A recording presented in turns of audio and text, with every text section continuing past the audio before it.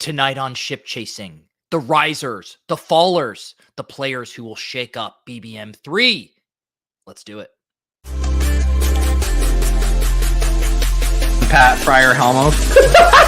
This is why I'm hot. Anita Handjob. Fix your sight. Jamar Alpha Play Chase. Are you kidding me? Kadarius Toney? You can't handle the heat. It looks like we're finally this boys. You're right.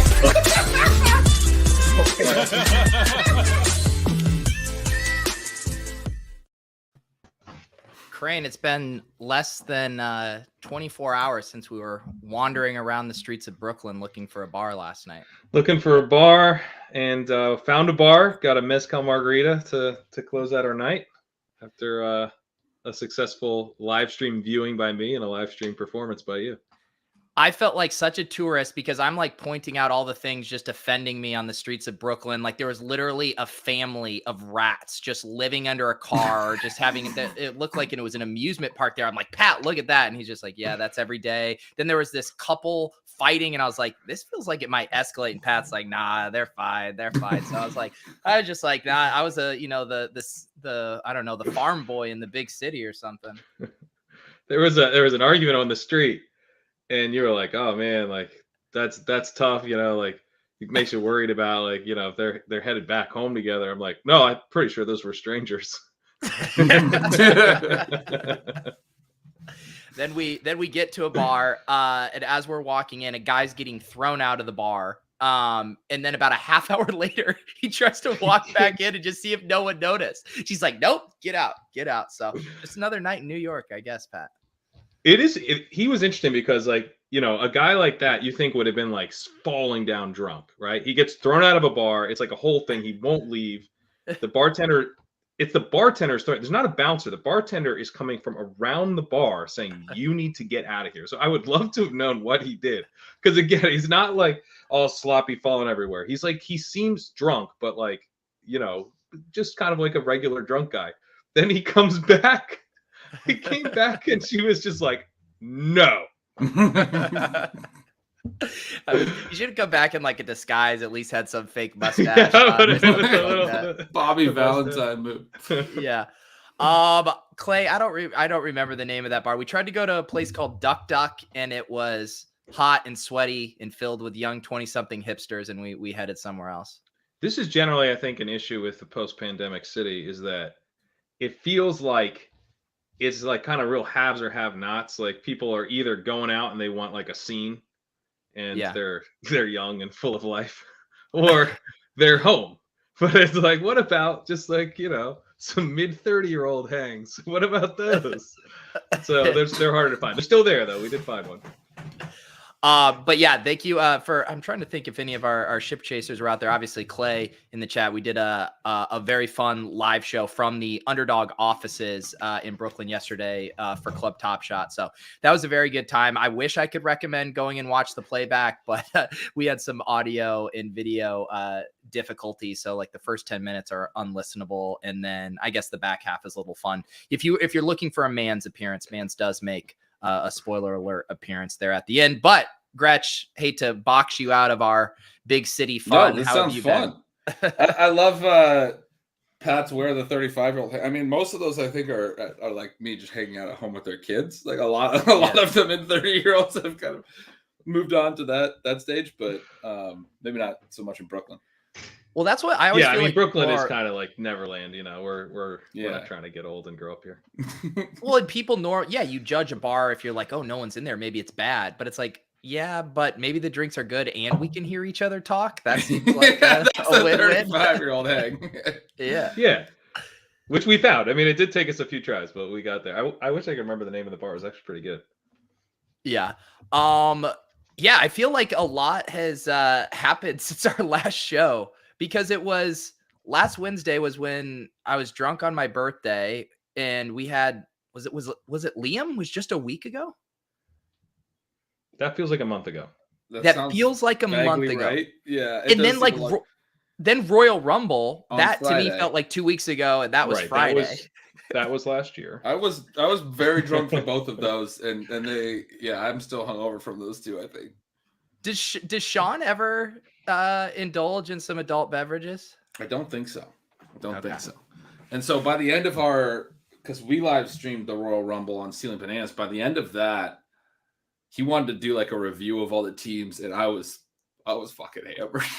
I was pretty drunk, and we were going through like pick by pick, and he's asking me questions of like legit like player takes, and I was like, Sean, like, Colm does our editing for us, and he made his annual salary with that one because a couple times I had to be like, dude, we just gotta cut this. I got nothing. Like I'm drunk.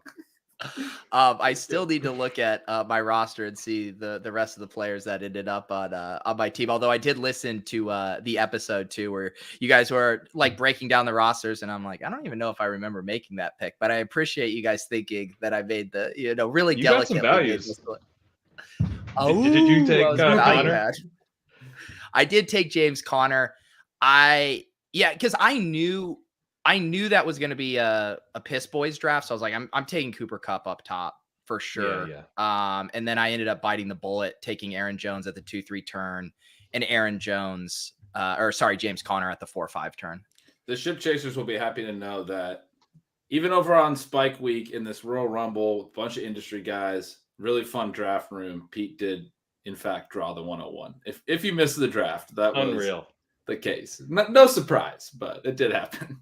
I know, honestly, no one feels sorry for me. I don't expect anyone to feel sorry for me, but I literally dread getting the 101 now in a public live stream draft. I cringe every time just waiting. Give me a late slot. I only draw the 112, and sometimes I get blessed with the 110. So thank you, Underdog algorithm, for just giving me the grossest starts. Oh my goodness.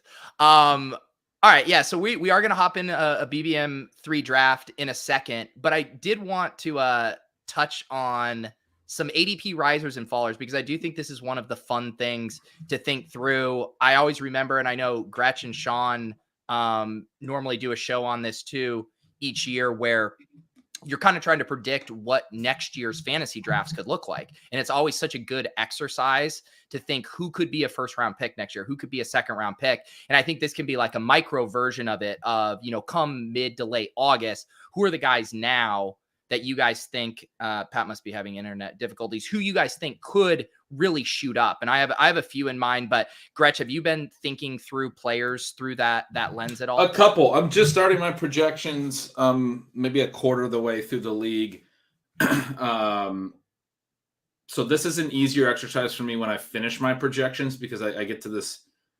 I feel like I have a much better. I mean, I'm not even somebody who drafts off my projections, but I love the projection process simply because it forces me obviously to think through the team, the depth chart of all the various teams, and then it's just like a deep level of analysis. Like I'll throw out a really random name here that I think I've heard all off season, but the Patriots brought in Ty Montgomery this year.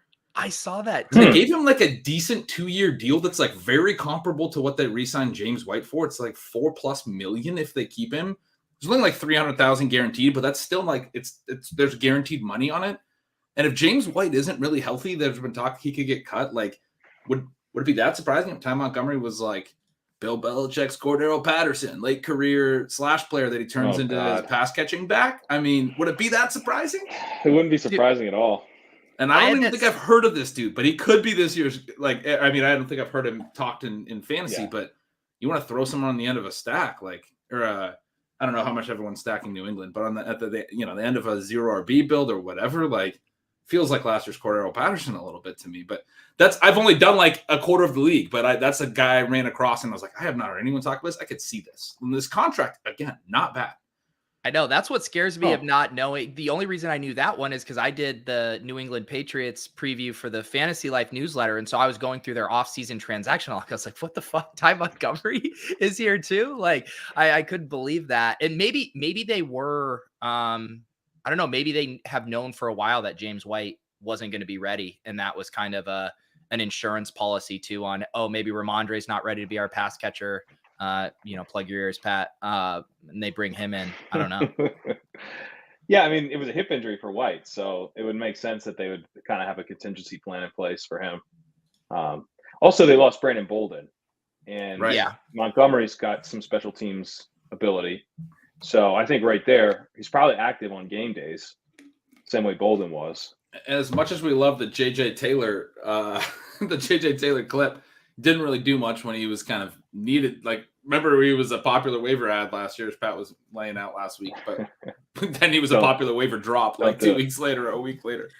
Well, what I think about the guys in general that I think really could rise, I generally am landing on running backs just because what I feel like generally drives running back ADP in the first place is just projected touches. And obviously in Underdog, the drafters are sharp, so they are putting a premium on some of these rookies, just, playing the end of season in game. But for the most part, like I even look at a lot of those backs going at the 2-3 turn with a Javonte Williams, Saquon is a perfect one. Like, can't you just see if we get a few rosy reports, Melvin Gordon's only going to be in a role where he spells Javonte Williams this year. It's sure. Like he's snapping right back up to the 1-2 turn.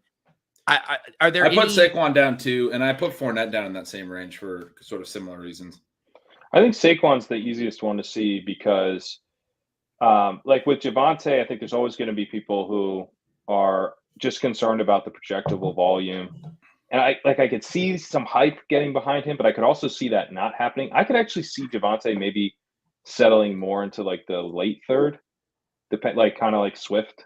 And maybe you're in a draft where someone's going to take him in the early third, but I don't know that he's like necessarily guaranteed to be a riser, even though I feel like this is a real steal where we're getting him right now. But Barkley, to me, I don't know that there's going to be the pushback, right? Like if we start to hear positive reports, and like you can project him for so much volume, and then if his efficiency is like decent, I mean, he's the type of profile that, like what's the difference between him and Najee? You know what I mean? Like you're just betting on snaps and receiving, and you don't feel great about the offense.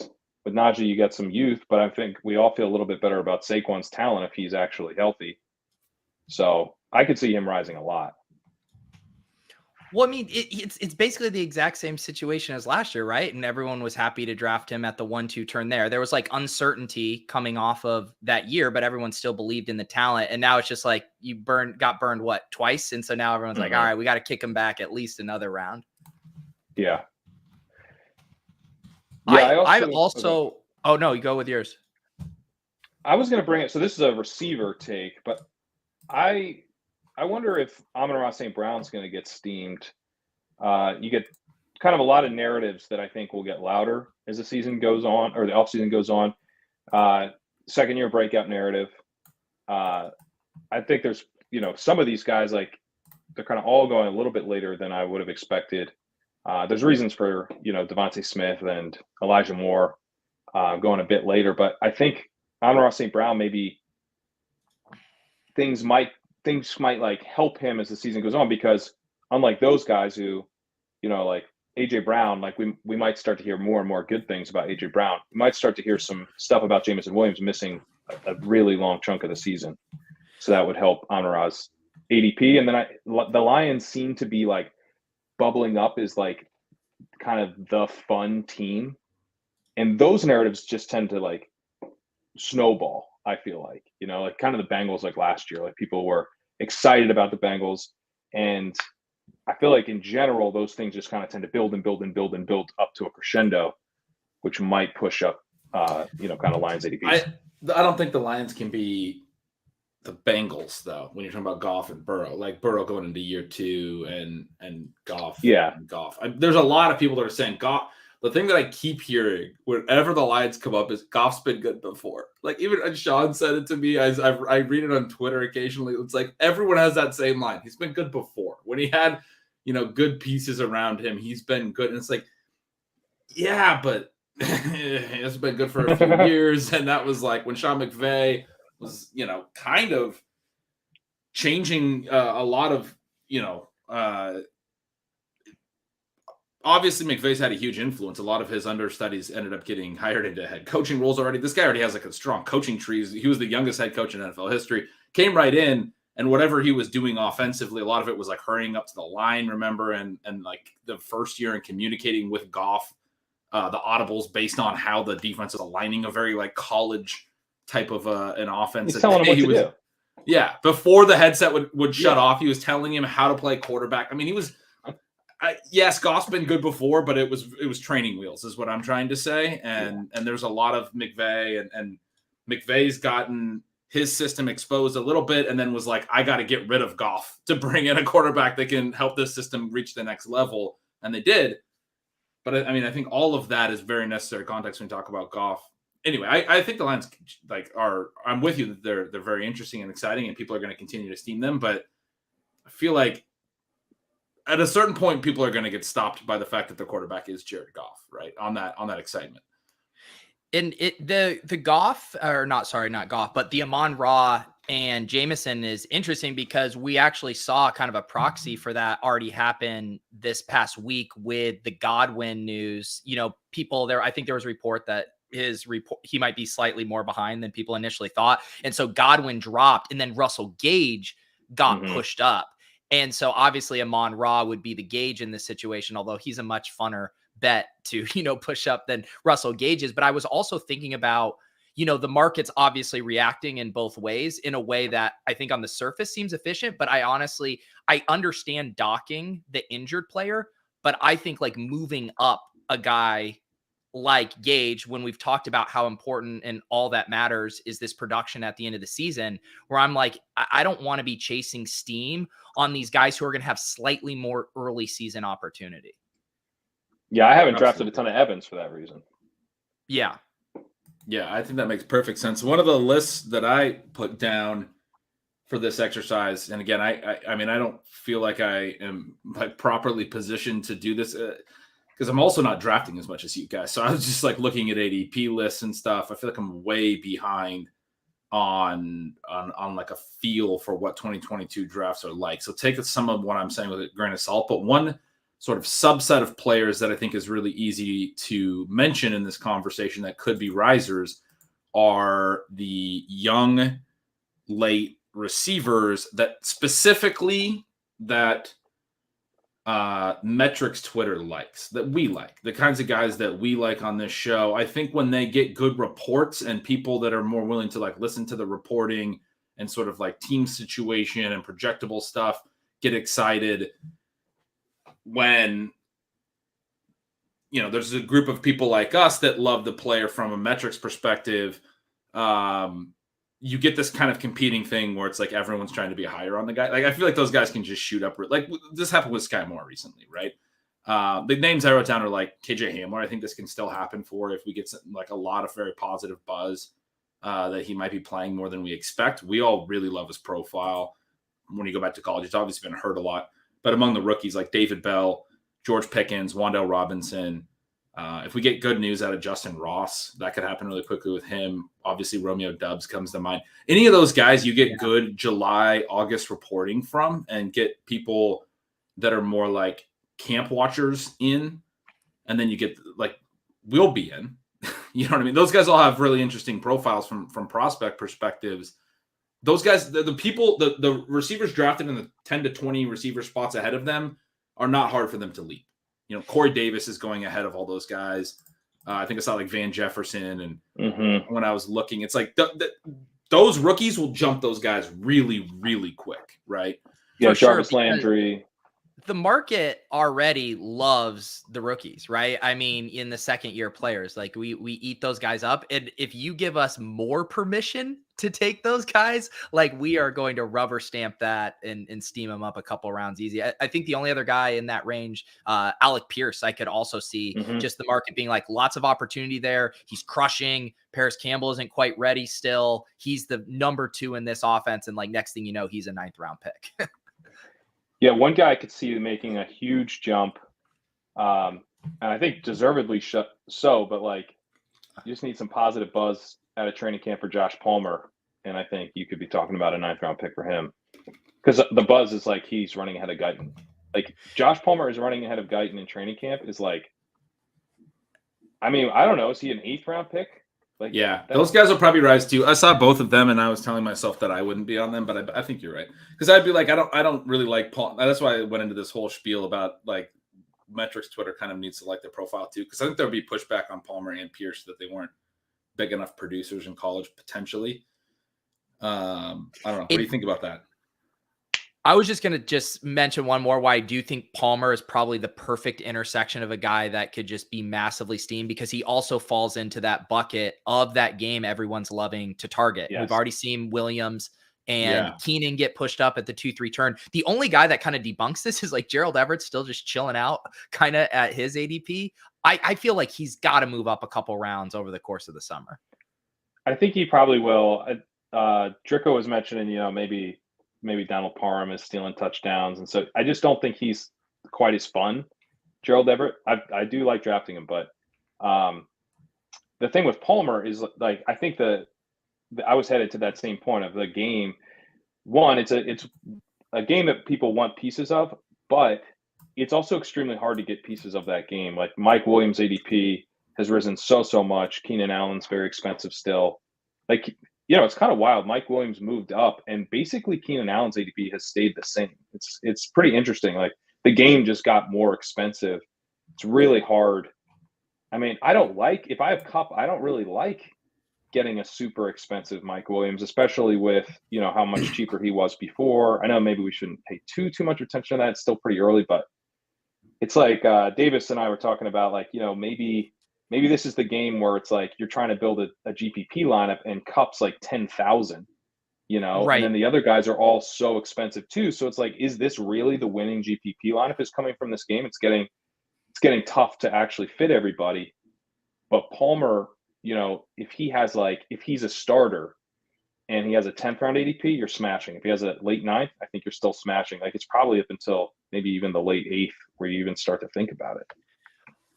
I mean, someone in the chat was joking around about Mecole Hardman 7th round from a couple years ago, but that feels like what Palmer could be this year, where the third option in the most exciting offense and everyone just wants a piece of it. I mean, that's a really good comp.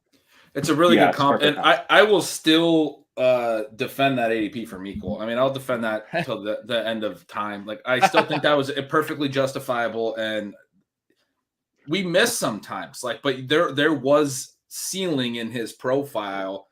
Mecole's just been bad. There still kind of is. But he's been kind of bad the last couple of years. You do have to acknowledge he's been bad. But as a 21-year-old rookie going into year 2, as a 22-year-old second-year player going into year 3, he looked like a dude that absolutely was worth swinging for the fences on. I mean, that's what it's gotten less and less interesting as he hasn't broke out each year for sure. Yeah. But anyway, what do you guys think of this one? Yeah, Irish Johnny saying, do you guys think Christian Watson gets steamed up? Because he was interesting in that he kind of opened in that same Sky Moore range where everyone's like, hey, rookie, opportunity, good quarterback. And now what? Because he's had some bad training camp reports. He's cooling off a little bit. I could see him going in either direction. It seems easy for him to get steamed. I think one of him or Lazard gets steamed a lot. Yeah. There's going to be reports of he's the one, and then that guy's getting.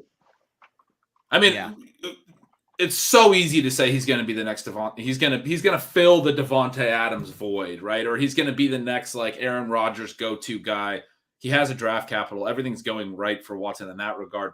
But like Pat said, it could even be Lazard. It's just like all it takes is somebody being like, well, this is the guy's going to step into 50% of what Adams is leaving behind, like 75%. Like it doesn't have to be 100%. And these guys would be getting steamed pretty quick. Yeah, and also we got to always throw up the dubs in the chat. So there's one guy that when you guys brought up this idea, I thought of first, and I think is the clearest player that's going to rise, and we haven't mentioned him yet. Hit him. And it's Trey Lance. I think there's no, and it's weird as a quarterback, but I think there's no question in my mind he's going to go with that top group by August. Like he's going to get up to Jalen Hurts range really quick. And he's still going, behind Brady and some of these guys. But that's one of the teams I have done the projection on. And I reworked my whole projection process to start from dropbacks. And because I used to just do team volume, run plays and pass plays, but actually use scramble rate and design rush rate. And I was really interested. He only has an 86 dropback sample, not like a lot of dropbacks, but his scramble rate and his design rush rate were incredibly high. The other really interesting thing when I started looking at these comps of like Josh Allen, Lamar Jackson, Kyler, Jalen Hurts, all of these other young runners, right? In their first couple years, and we know this from their actual rush volume, but in the first couple years, their design run rate and their scramble rate tends to be a lot higher, and then it starts to come down a little bit. Lamar's even came down a little bit last year.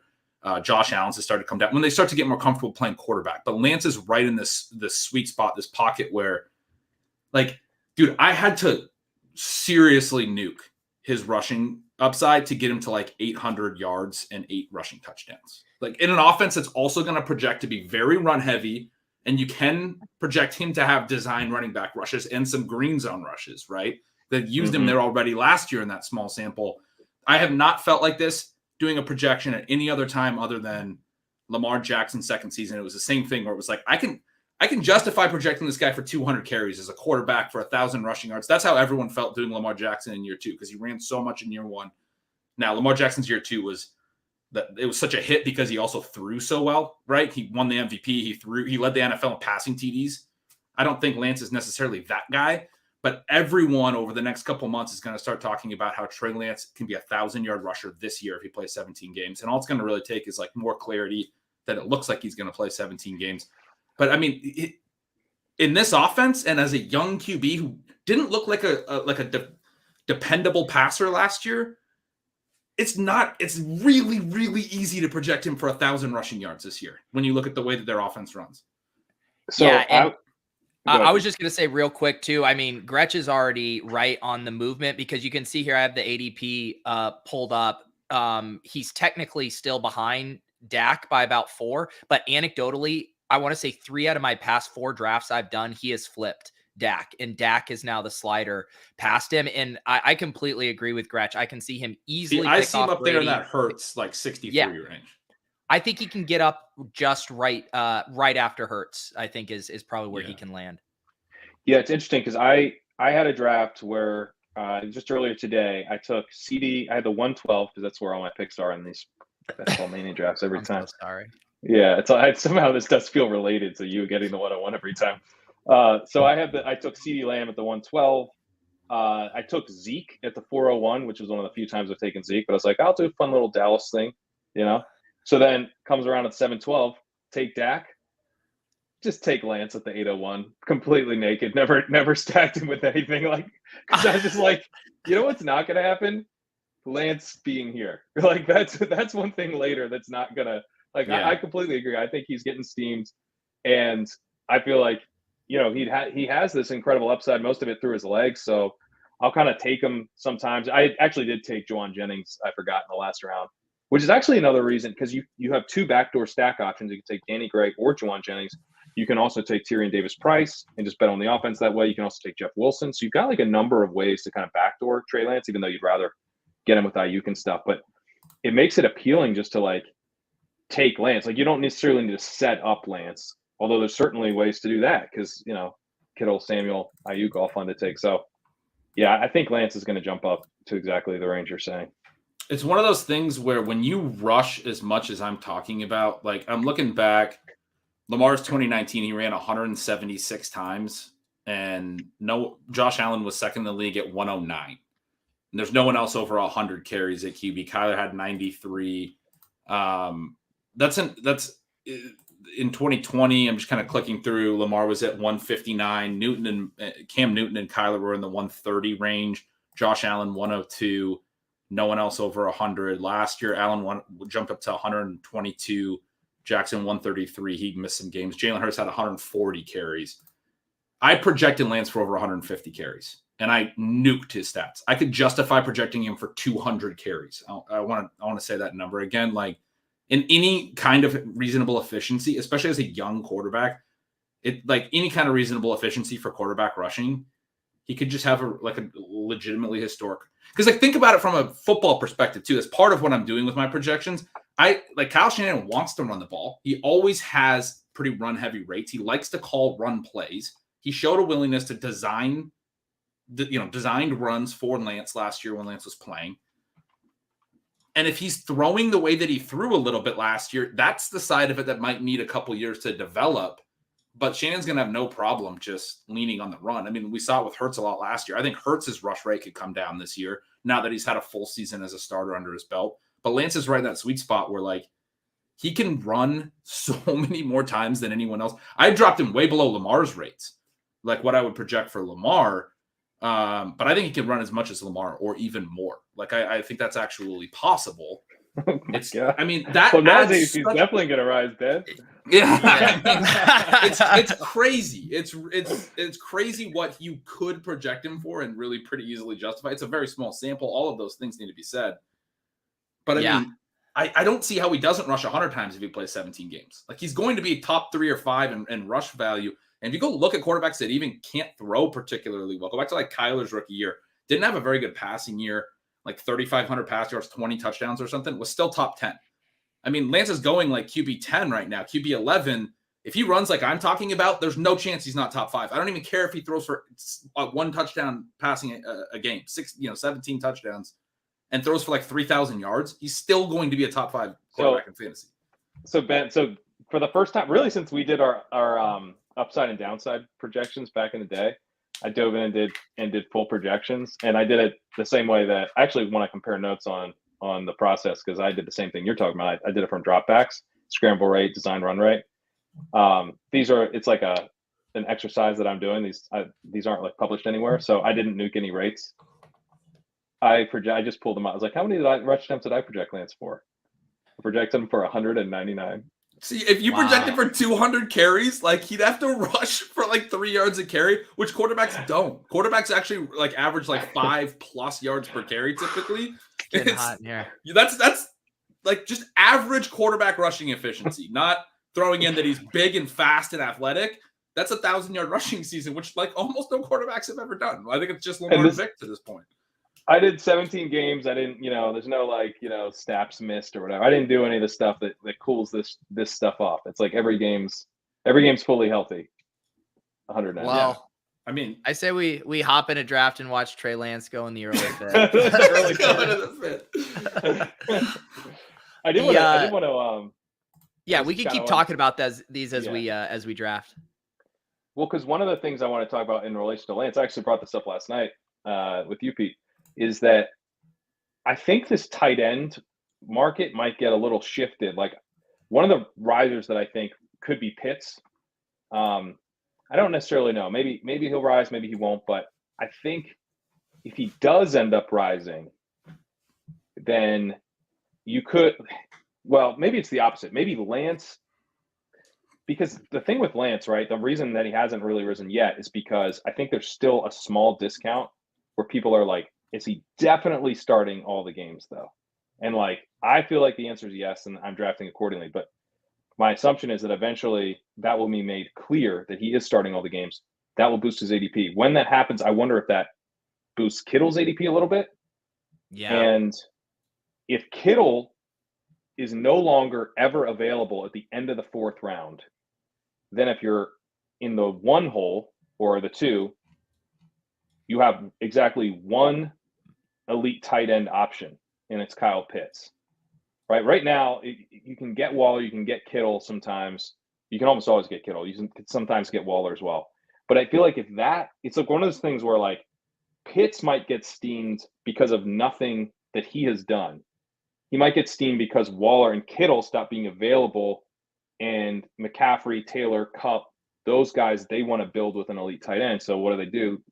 They reach for Pitts. Yeah. Now, this is like, we're getting in super gal brain, dichotomous key, butterfly effect territory. But I completely agree. That's sort of how the market exists in 2022, though. It is a little bit of like you gotta get Charlie Day and start putting strings on the chalkboards to figure it out. Yeah. No, it is true. And did you shoot us a Venmo request for this yet? Yeah, everyone. I heard Liam defending himself on his podcast with he goes, I just didn't want there to be any ambiguity. Liam, there could be no ambiguity that you're going to split it with your bros without them sending you Venmo.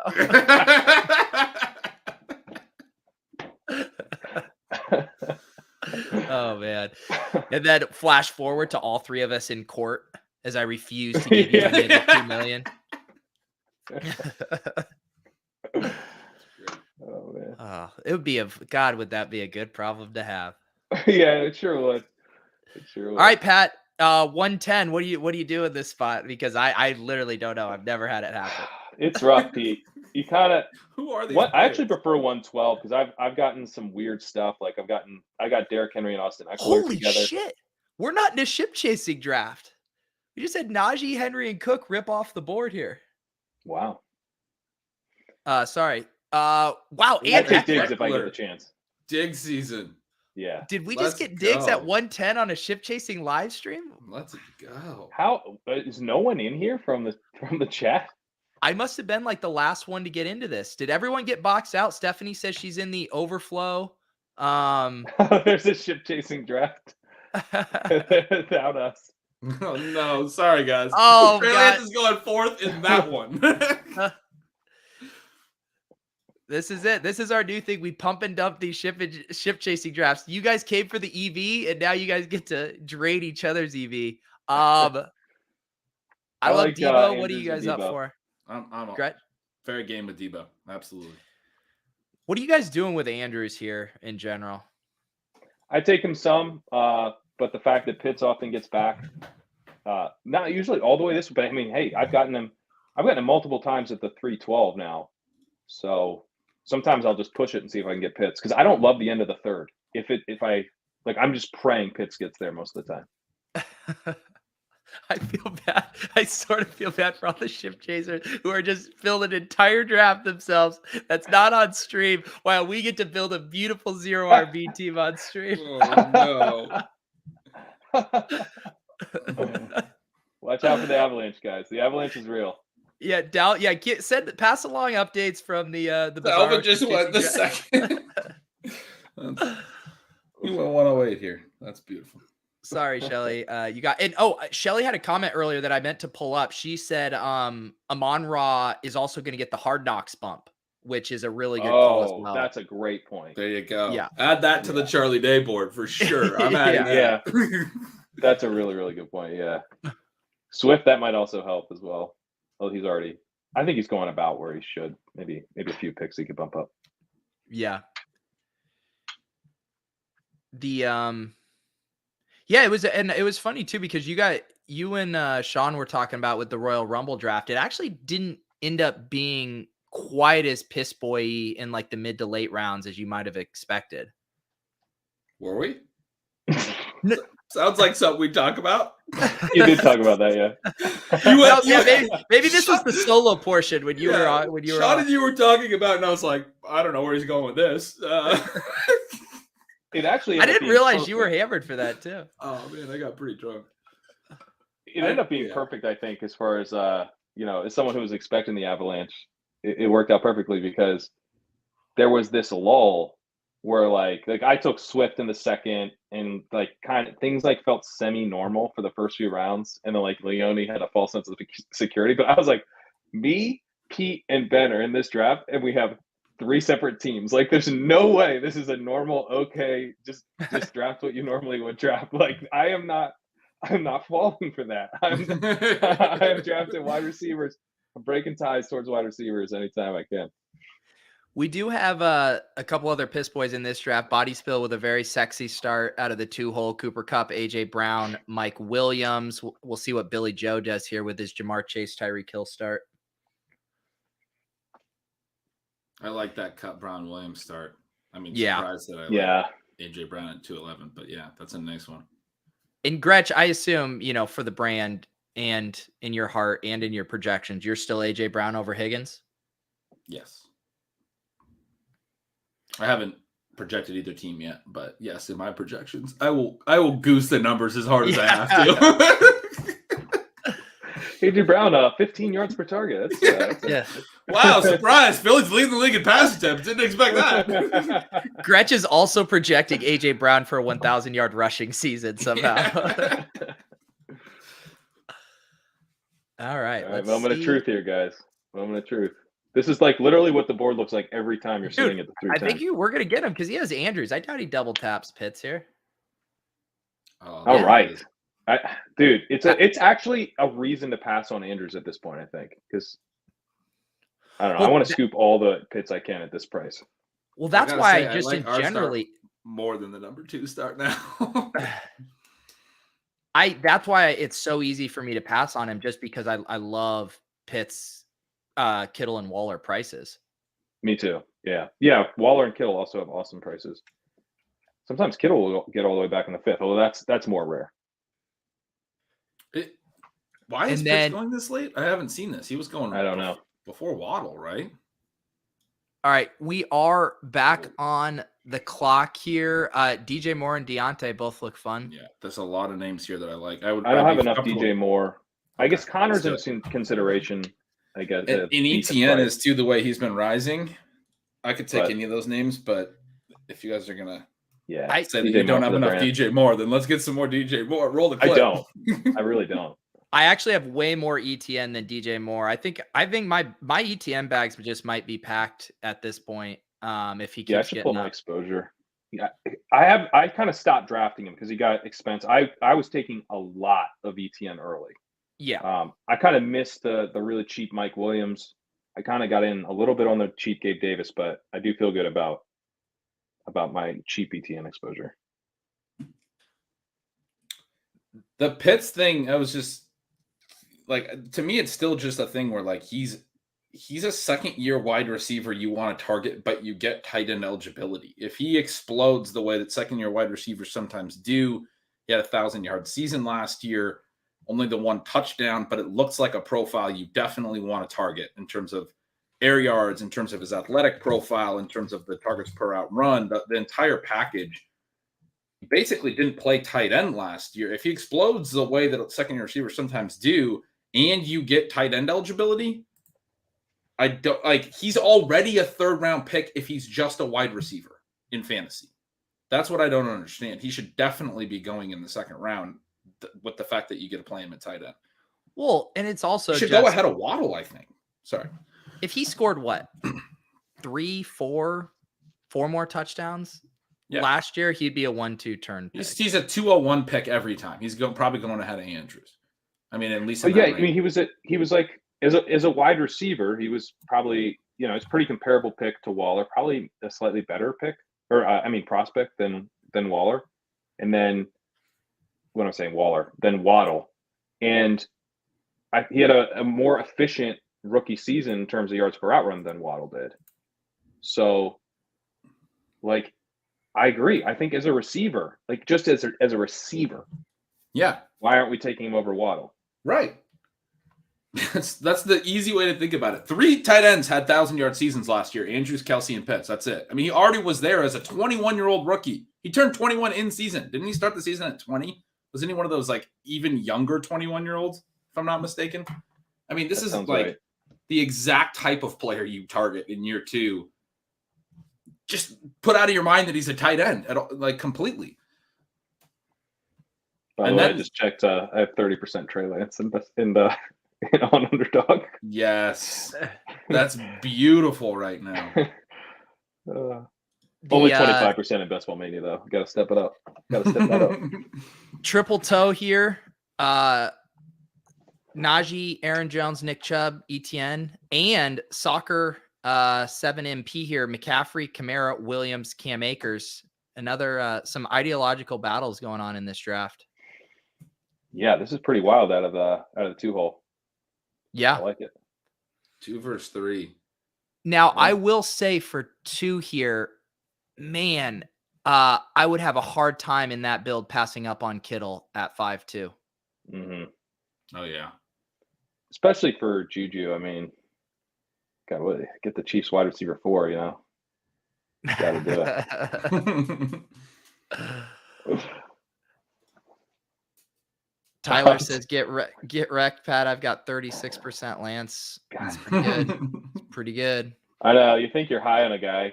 You draft him in a quarter of your drafts, a quarter of your Best Ball Mania drafts. Come to find you're a real bear. The other guy, and I've mentioned him on like Best Ball Breakfast, that I think is for sure going to be an ADP riser. I mean, Breece Hall goes here at pick 53, and I'm sticking to my take. He's going to be, a 3-4 turn bet by August, like 36, 37. I just see no way he doesn't move up. Completely agree. I don't know if he'll get all the way to 3-4 turn, but I think at least around, mid-4th. And anytime I feel like this is a comfy running back pick, That's how I felt about ETN. Yeah. And sure enough, steam. I'm still feeling like, Breece Hall comes around. I'm like, oh, this is an easy click. Mm-hmm. And I feel like if I feel like that way, then it's not going to last. All right. A Dobbins anchor, a Godwin correlation with DJ Moore. What are you guys seeing? I would do Amon-Ra, though we could play for him to come back around. And I would do a Dobbins anchor. I'm comfortable with any of those. I was moving down to Amon-Ra and Elijah Moore in my eyes. We're drifting. Let's do. I'm kind of with you too. I mean, I have drafted so much Dobbins and Godwin in this range. Obviously we're reaching a little ahead of ADP, but I'm perfectly content grabbing Amon-Ra here. Yeah, the injury stuff is definitely. What's the deal with Dobbins? You kind of hit me with that last week. That is something that I did remember. I wanted to get Dobbins on stream last week, and I didn't really recognize that. I've seen some of it in the interim, but had a busy sort of Father's Day weekend and a busy week in the period since then. So get me up to speed. What's going on with Dobbins? I've just seen the report that he might not be ready for training camp. That I think everyone had been drafting him under the assumption he was going to be just good to go, ready to rock. But I don't think Pat, have you heard any other specific reports? No, I saw something that was like he might be ready for training camp. I tend to think that we should be taking him here. Like I like him, let's take him here. I mean, 603 is getting out of control. I think he was a third rounder before any reports. He should have been a third rounder. Like if those reports wind up being nothing, I think he's probably back in the fourth or third round, right? Yeah. And I do think I just want to touch on the Godwin thing because Bullock brings up the kind of exact dilemma. Godwin is obviously perfect for 0 RB builds where you're jacked up at wide receiver and you don't need his scoring right away. But then he caveats, but his price will probably get cheaper after if there's a pup announcement or whatever. And that's kind of why I've started to pump the brakes of like, yeah, Godwin's going to get a little cheaper here. So do you want to be grabbing him? Because at that point, you're probably just offsetting the correlation boost with, the ADP discount you're going to get later. Yeah, I agree. I think Godwin's going to fall. And I have not really been taking Godwin. This is good from Josh. So neither of you guys have said, Josh, or you, or either of you guys, it doesn't sound like we're talking week 1 is in question at this stage. Yeah, Josh says here, report of Dobbins starting training camp on PUP list, but unknown how long that extends into camp. So yeah, just some general uncertainty. But in terms for me, it's more like I just want that extra little discount because maybe his ADP falls a little bit more. Yeah. Yeah. But in terms of like a running back coming back from a major injury, I would expect a sharp organization like the Ravens to do exactly that. Like, we know that the smart teams are really limiting what the running backs are doing in the offseason anyway, and they're limiting their preseason reps. Why would you give your star running back a lot of preseason reps? He's coming back from an injury. I mean, I kind of want him on the PUP list, frankly. Get him up to speed. Obviously, he needs to be ready. But even if he's not ready week 1 fully, but he's playing, he's not fully conditioned week 1, and he's only capable of taking 12 carries in the first month or 15 carries. That's not a bad outcome because we still want him to play 16, 17 games. Yeah. So it's so weird, because isn't the IR 4 games now too? Josh pointing out the PUP is now 4 games missed, not 6, but isn't the IR now 4, not 3? Why? What is the difference? I have no idea. Win pup, win puppy.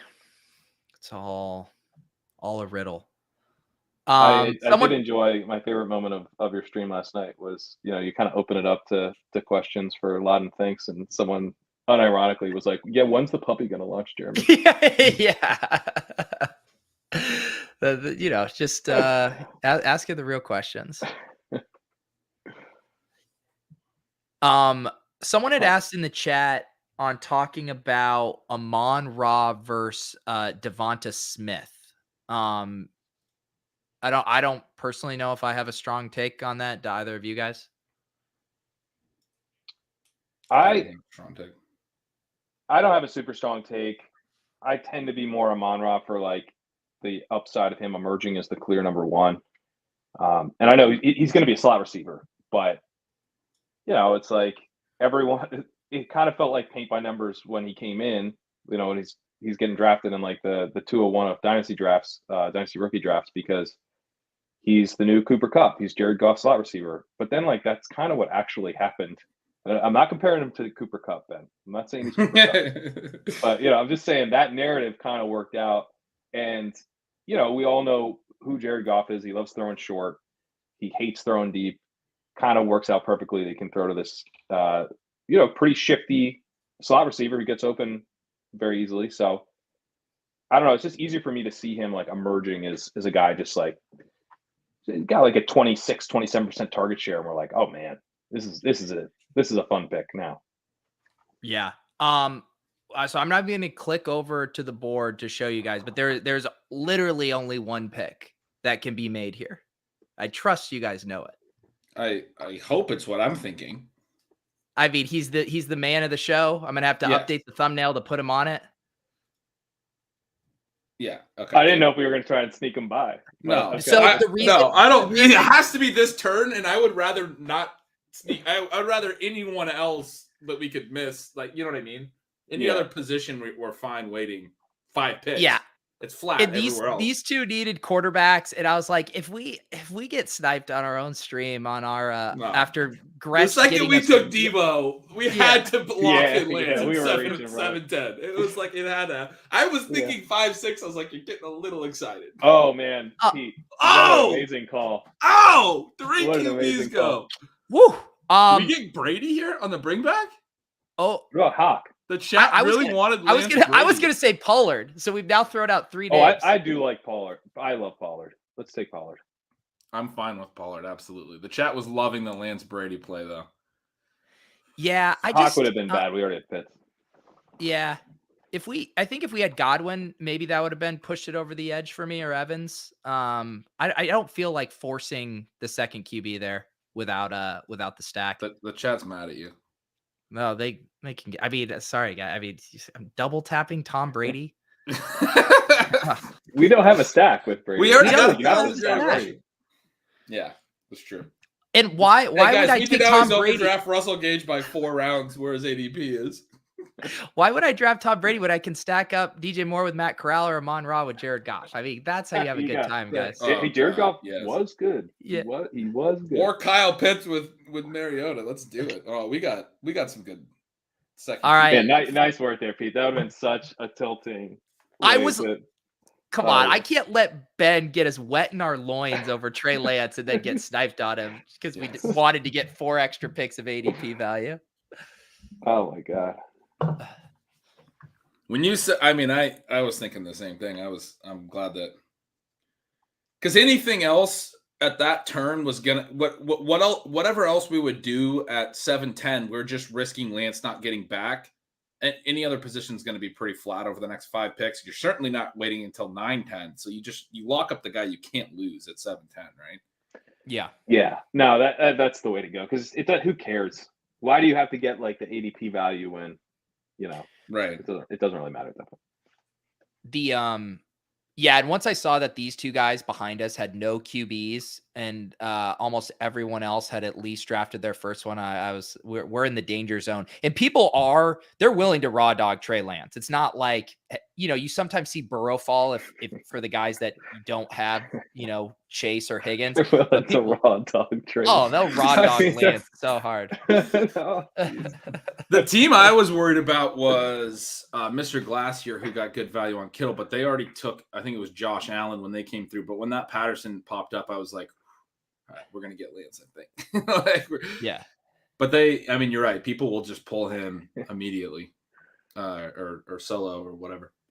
You're getting the bonk. I'm getting bonked. I've been hanging out with Spags too much. Every best ball drafting analogy is somehow a double entendre for sex now.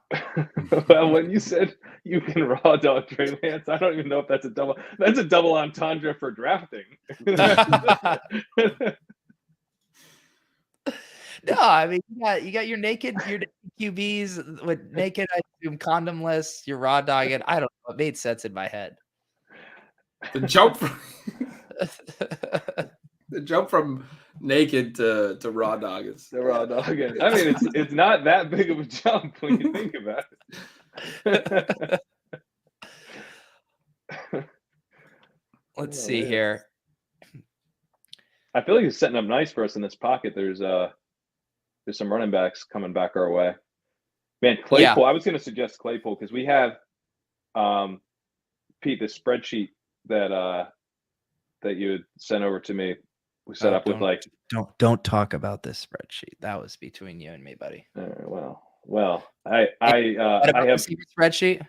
I've realized through my own thoughts that that Chicago, we have week 17 correlation with Detroit, but Chicago also plays Buffalo in week 16. So it's like a nice little bonus, and Pittsburgh gives us a similar one. So someone in the chat was saying we should have taken Kenneth Walker over Tony Pollard. This is why you don't take Kenneth Walker over Tony Pollard. I'm happy to take him here. Also, I mean, Garrett Wilson looks fabulous. I love Garrett Wilson.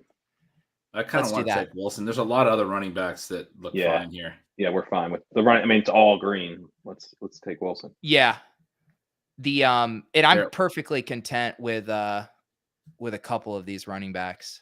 Yep, me too. That Garrett Wilson was the last of a tier, pretty clearly, I think. Yeah. Receiver. Yeah. Tim Patrick is peeking up from the bottom of the board. He's been rising lately, right? Yeah. Was it Davis who tweeted about him today? Called him the inconvenient truth because he's had like 10 PPR points per game and led the team. I mean, it was just such a fun tweet. That's a good one. Yeah. So I am gonna be pulling for I think Singletary here. I like Singletary. Yeah, that's a good one. And yeah, we got the Diggs correlation. Yeah. That's nice. Do you guys Walker would have think been fun if he fell because we have the Seattle now with the Jets. he would? Yeah, he would have. I mean, but seeing that like Landry and Crowder went, there's no way Crowder's Wilson, going 10-2 these days.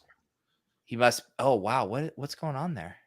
Is that a lot higher? Yeah, 20 picks ahead of ADP. That's an interesting one. I did a stream with Liam today. We were talking about, like McKenzie's getting reps with the ones. I don't know. I mean, I don't think it's all the reps, but it's not like it's just talk that they're splitting that role. Like, I think they might legit split that role. Yeah.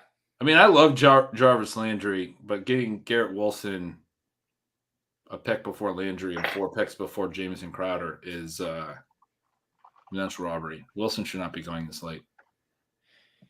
Yeah, I agree. And I mean, trust me, I love me some Rondell Moore, but I ain't taking Rondell Moore over Garrett Wilson. Yeah, I'm not taking Chris Olave over Garrett Wilson either. I've done more of a Wilson when I have the stack, especially if I don't have Marquise Brown. Yeah, I think I did that today. But Wilson's one of my highest owned players. He's a guy I could really see rising. Yeah. Especially if like the talk is like, no, Elijah Moore is the slot receiver, and they expect Garrett Wilson to play on the outside, which I think is something. It's bizarre to me that the negative talk about Elijah Moore has been about Garrett Wilson. They drafted Garrett Wilson the first round. He's a very good prospect. That is bad for Elijah Moore, and yet the implication being that Garrett Wilson's going to step in and be the 1A, and Elijah Moore might then become sort of the 1B, sort of like how Chase came in and immediately sort of made a really good T. Higgins into a 1B. And yet Wilson's going 1, 2, 3, 4 full rounds after I mean, Moore went at 5'11". You just scroll down from it. Wilson's at 9'10". That's a weird gap. It's a weird gap. Yeah. And I'm worried about Elijah Moore's routes. Like, I think Elijah Moore's good. I think he'll draw targets when on the field. But, would you be shocked if he had, slightly below 80% of the routes? He could be kind of like in the Antonio Brown.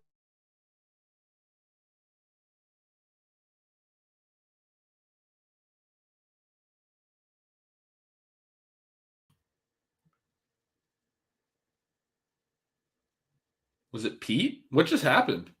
Am I okay? You can hear me? I thought it was you, but then I started waking up. Pete's the one with this draft. I mean, Pete's got to get back up here. It's Pete with the technical difficulties. No, and he's running the draft. Oh my God, what are we doing here? Pete was saying, wait, how's Pete? Was that me? Who You're was still here. It was you. me? My You're internet. still on the stream. There's two of you. You're frozen above yourself. Really? I refreshed it. Oh, this is amazing. I'm gonna screen grab this. Yeah, get the screen grab. We are about to pick here. It's a great face that you're making in the. So we're on the clock. Obviously, some very fun picks here. I'd be interested in Freiermuth, Rojo, or Rashad White. Oh no. Oh, You're spinning. Your other one's spinning. Your old Pete's spinning now. Can you hear me? yes, Yeah, we I can can hear hear you you. fine. All But we All can't right, see so the we board. have 10 seconds. to Can't see take the board. Freiermuth. It's you. I would take. I mean, I'm gonna take Rojo if you could let me. Freiermuth, I'm good with. All right, I'll take Rojo. You seriously can't see the board right now? No. Refresh your StreamYard. Let me go to YouTube, see what it looks like. No one can see the board right now? Goodness. I see the board. I think you need to refresh your StreamYard. Hang I on. just did. Here, can you see it now? Oh wait, I can see. no. It. Oh, I can't. I still can't. But if you guys can, that's fine. Can you You see the can't see board, it. Crutch? I can. Yeah. Okay. I right, I'm gonna refreshed refresh StreamYard them. at I work. feel like I'm going crazy.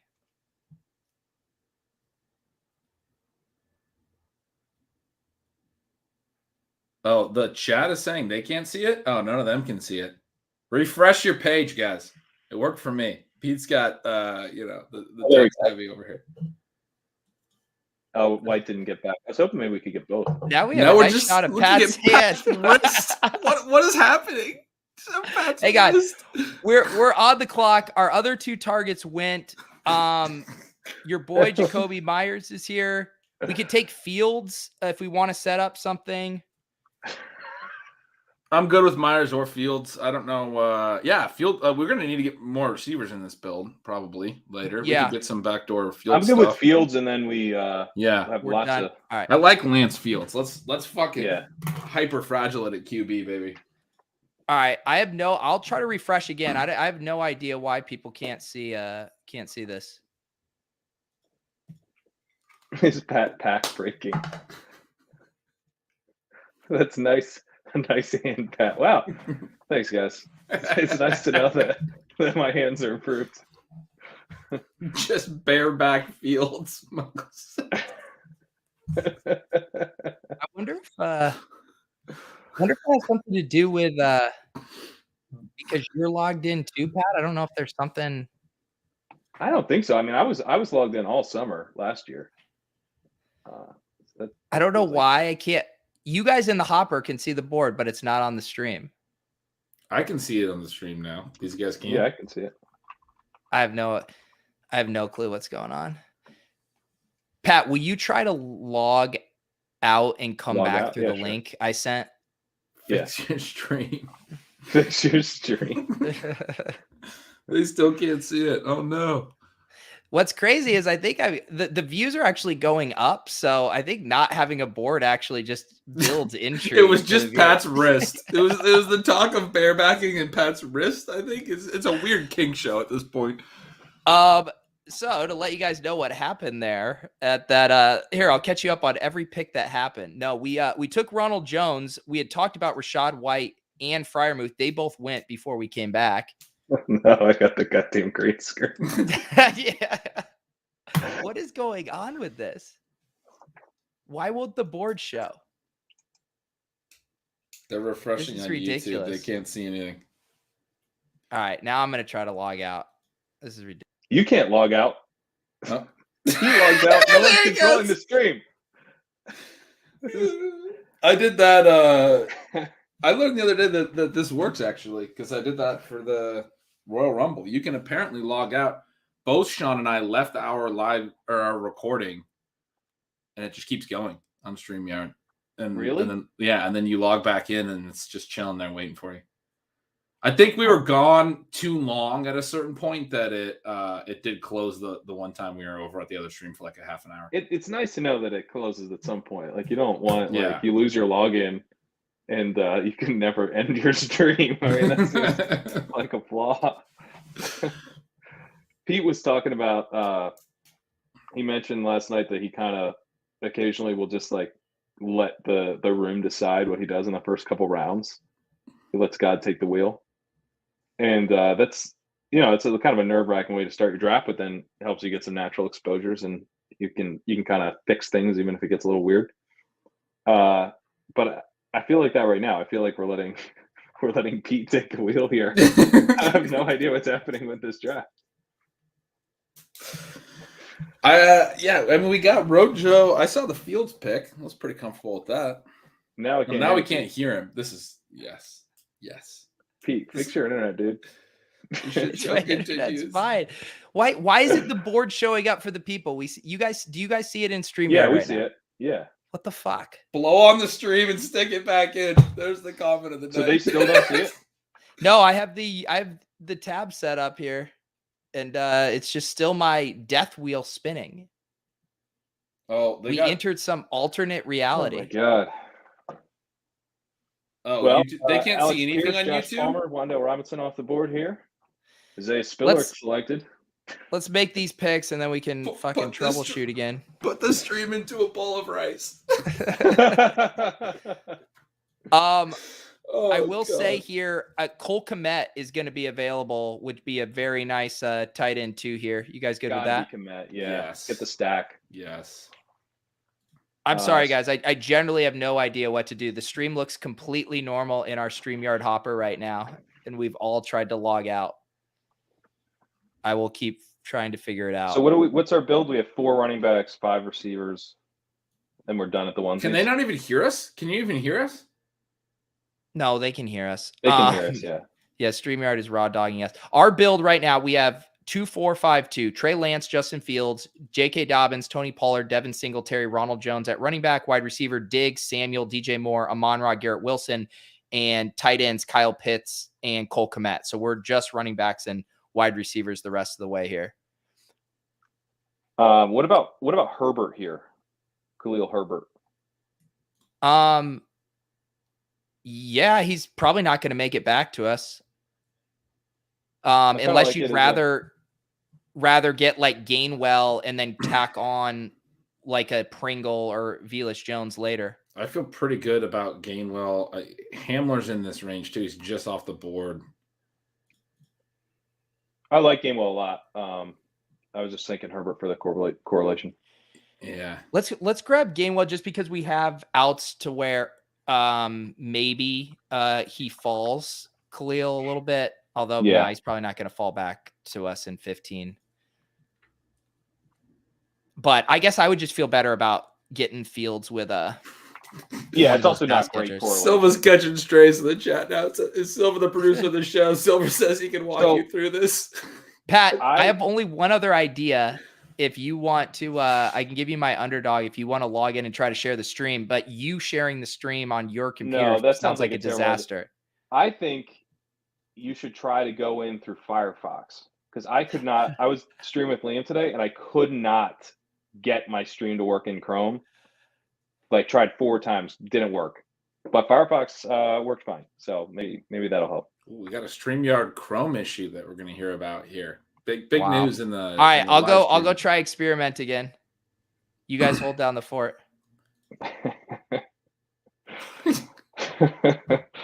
All right. Well, why are there 2 Petes? They're still looking at 2 Petes. Oh no. Were they really? Yeah, that was a long time ago that we got rid of 2 Petes on our side. Yeah, I meant to tweet out the picture of the 2 Petes because that was very funny. We got. I mean, one, it was like actually hilarious. But then I also captured it at a perfect moment. So it was the decided to tweet this. The Cat Crane moment for Pete. It was. Where you Ben? What do you like? Because I do this and I don't even know if it's that great, but like I will take Lance and then I'll tackle on Tyrion Davis-Price or Jeff Wilson. I'll do the same with Fields, and then I'll take on Herbert because like they're so cheap, so it's not like I need that much out of those running backs, and it's just like it feels like a bet on the offense. But like Am I just lying to myself? No, I think that even helpful. I think that was a sharp correlation idea. Microsoft Edge Beat. It's a good new name. I think that was a sharp take. I just like Gainwell quite a bit more, but Herbert could have been a good fit there. I also think a lot of Fields, specifically his upside, is sort of like the Jalen Hurts thing, which kind of killed the running back value in that offense. So that was something I was thinking about personally. Where, like, I don't know, with a rushing a QB with so much of the upside is tied to rushing, if I really want to be like tacking on as a running back, but that's maybe too specific. You guys still aren't seeing it? No, they're not. I have it. Hang on. I'm going to try Cody's tip here. Pete, switch the YouTube feed to full screen one of the cameras and restart the feed from the board. So try that. Throw us all out. Welcome to Ship Chasing, the show where we do a cold open. Shit, we're on the clock. Fuck. Hey, I'm bringing us back. I'm bringing us back to make this pick. Shit, we're on the clock. That was amazing. We got 27 seconds. Is David Bell? Yes. Yeah. David Bell or Will Fuller for me. David Bell's just... We should be able to get Fuller coming back. All right, David Bell, come on down. I apologize, guys. I don't know. I've never seen this happen. I have truly never seen this happen.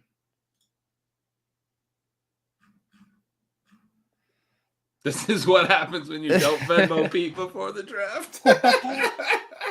The comments, you guys are, I mean, you're kicking it in the comments, that's for sure. This is, we're always trying to be inventive here. Doing the blind stream draft, I think, is revolutionary here. Damn it, Pat! I keep rugging you on your picks because Fuller went here at 15-12. That's all right. I like to get Fuller or Julio. I think you don't need both. Do we need another running back? Marlon Mack's a guy that I think will steam. He's another guy I had on my list. I'm good with Marlon Mack. It'd be kind of a nice way to close out. If we keep hearing that he could be their starter, like this range is not anywhere. Like he's gonna rise to the 12th. Yeah. Yeah, so we're at a 2-6-6-2 build now with two more picks. Where we can just tack on two more wide receivers to close this out. Find a little go some correlation hunting here.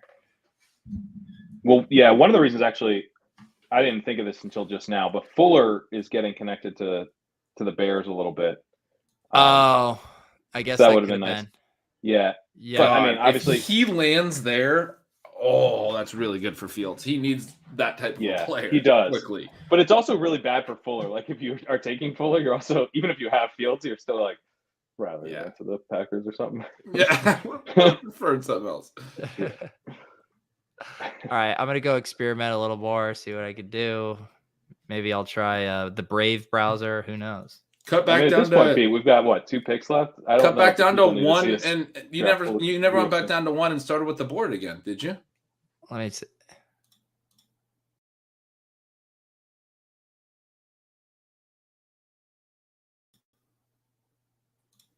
Is that what you meant? Like that? I think that's what he was saying. Did that work?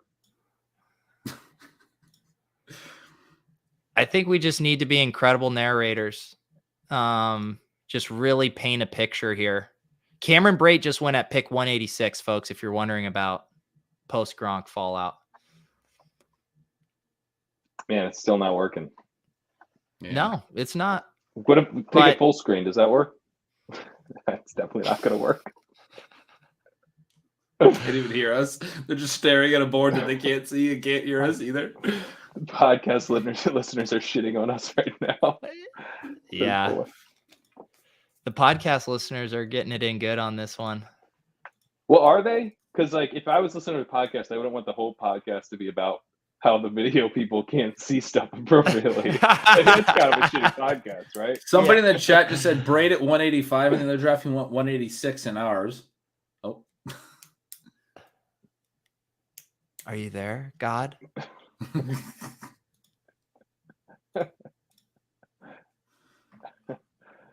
didn't realize if you go full screen, our audio is still working. I enjoyed Ben's laugh there.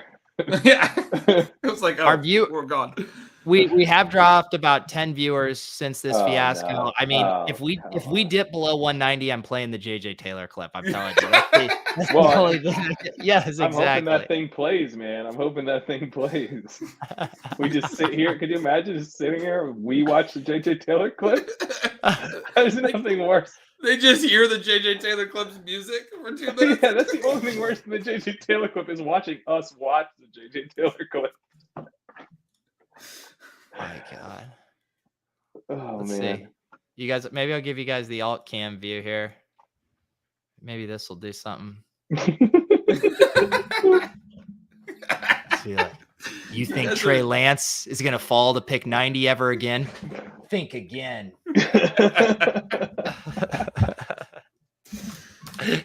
What do you just hold up your phone? You guys want me to hold up the draft board? Oh my God. Honestly, Yes. that's not a bad idea. Yes. Okay, That's fine. a pretty good idea. Yeah. No. Oh God, I have a great idea here. All right, we're gonna The bring this down. 1995 Yes. solution. This He- is not even This is 95. it. Figure it out. 2010. Hang on. Phone cam. Yeah. Make sure it's showing the board though, not the kid. I'm trying. Oh Can no, I- underdog. We need the landscape view, man. I know the landscape is gonna make it tough. I think they want you to log into the stream on your phone and then hold that to your screen. Hang on, we're on the clock. God damn it. Is We- Pringle available? Oh, Julio's still there. I mean, Julio shouldn't be free. All right, let's grab Julio and then one of the wide receivers. Last pick, but I'll be damned if I don't get this up. Here you guys go. Here's who's That's available. just the two, though.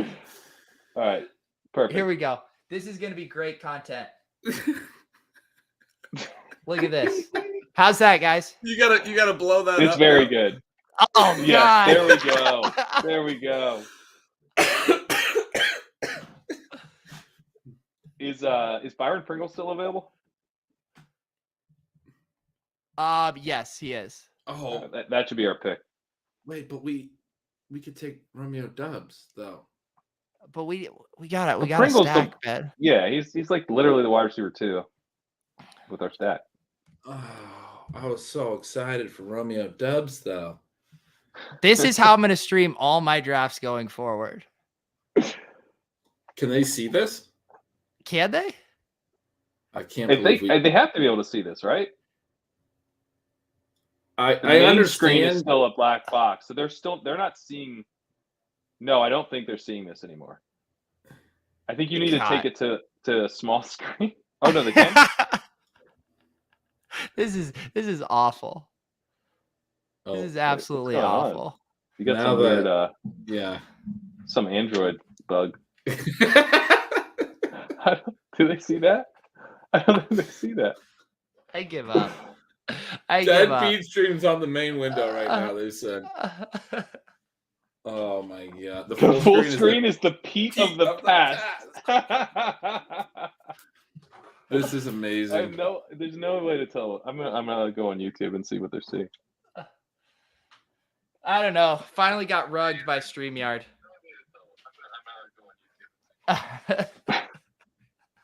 Yeah, they can see all of us now. Here's the problem. I don't have anything maximized. StreamYard is just having a mind of its own.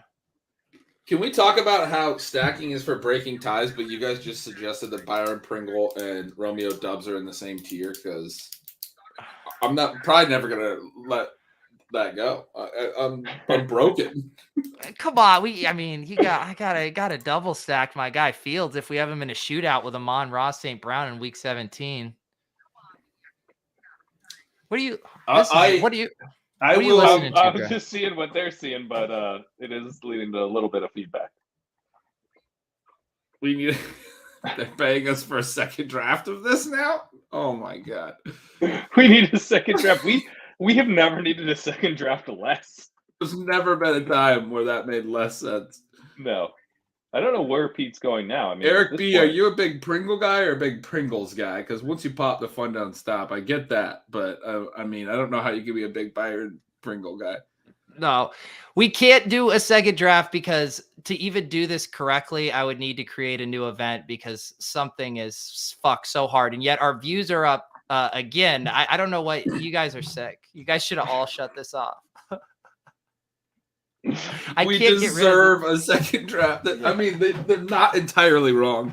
We were talking before the stream. It's been kind of a long week for all of us. Might not be a long stream, but I'm game. I'm the people are sticking around through this. Screen share right now. We have tried. We are going to regroup. We're going to come back. Well, you're not going to be here next week, right, Ben? I'm not. I'm going to be in Hawaii. I'll be flying back from Hawaii. Enjoy, man. I had such a good time there. Yes, I'm very excited. Hearing about your time has been a few months to wait until my time, but it has come, and I'm excited. Yeah, Doom. Play some golf. Aware. I'm done fucking producing. 2 tee times already scheduled. Potentially going to be making a third at a local course. Play some Hawaii golf. Hang out at a resort. Are you going to be in Maui? Yeah. Nice. Same sort of area you were in, I think, right? Lahaina or whatever. Yeah. Let me. I went to a really good taco shop around there. I'll try to get you the name of it. Definitely do that. That sounds great. I sincerely apologize, guys. This is one of the weirdest StreamYard wormholes that I've ever seen happen. And God, I put some hours into StreamYard. I'm going to send them a strongly worded email. You rugged us on live viewers. I've got about 18 things I could. Hey, how do I fix this and this? Also, my mic loses connection like every 20 minutes, so I have to use my AirPod mics now. Can I use Firefox for green screen? So we'll be back next week without Gretch. We'll probably get a guest. I'll go in the StreamYard lab. Any other final plugs for you guys before I mercilessly kill the spinning Pete of Death? No, the Pete of the Past has had a good run, but his time has come to an end. Here, I will tease this. I will tease this just as a consolation prize. I have been thinking about, and this tonight wasn't a good example because it wasn't really a ship chasing draft, but how obviously whenever we do these streams, they're very ship chasing and you have to take that into account when you're drafting and sometimes change things up. I've been really enjoying some of my late night drafts. And so I think I'm going to record a couple of those, pre-record those, very chill. And I will make them available for YouTube members on ship chasing or my channel. So maybe this weekend I'll give you guys a bonus draft. Maybe we get Pat or Gretch ever in there if they want to do a private one as well and can hear more of our strategy talk in a more private, intimate setting. So that's my olive branch to everyone from tonight. I like it. I've been doing some weird drafts. I had a real value hound draft today. Ooh. Like everything was value. Did reach by about 4 picks for Rojo, which ended the value. I was like on a real streak. I was like, I'm obviously going to be drafting Rojo. So let me see if I can find it real quick. I don't know. I've been drafting a lot. Okay, here we go. Patrick Mahomes got him pick 58. His ADP is 45. Derrick Henry got him pick 10. Nick Chubb, I got pick 34, middle of late third round. Just value hounding, guys. Just I love it. The Henry Chubb stack. I mean, anytime you can value hound your way to a dead team, like strong work. It is funny, right? Because it's like this running back core is like so weird for me. Like Henry, Chubb, Cordarrelle Patterson, Melvin Gordon, and obviously Rojo. But so it's like not a lot of guys I take, but then I'm taking them with. Oh, I also took Albert O, who I don't take a ton, but I got him 7 picks past ADP. I got Kelsey 6 picks at past ADP. Value hound, guys. Dude, do you know what? Another massive failure by me tonight as a producer. We have a secret clip that Kevin Tompkins made for us to roll. I will not say who it was, but we drafted the player tonight and I still forgot to roll it. I am down so bad. I'm sorry, Kevin. We will get to this clip eventually. Trust me, because it's someone that we all like here. Obviously. So this is my last olive branch to you guys tonight as we go out. Enjoy a little JJ Taylor. We'll see you guys next week.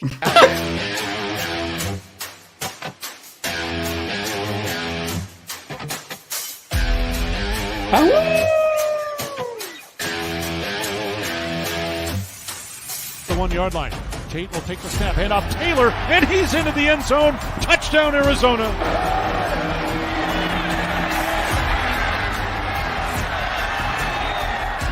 Taylor to the end zone for the touchdown. Play you one. Tate will hand off Taylor, dives over the top. Touchdown, Arizona. Wildcats will run the play. Hand off J.J. Taylor, right side. Spins away at the 15. Her side up to the 10, the 20, 25 out to the 30. Gets a block to the 40 to midfield. Turns the corner. Sun Devil 40. Foot race down to the 35 to the 30 and out of bounds. Near the 25-yard line. 1st and 10, Arizona. Pistol set, table hand out, J. Taylor squirts through up the 50. First down, breaks a tackle and dives. Goes the screen pass, and it's caught. 35 down to the 30, 25. Over the man at the 20 and a first down. J.J. Taylor. Taylor to the 10, Taylor to the 5. He leads.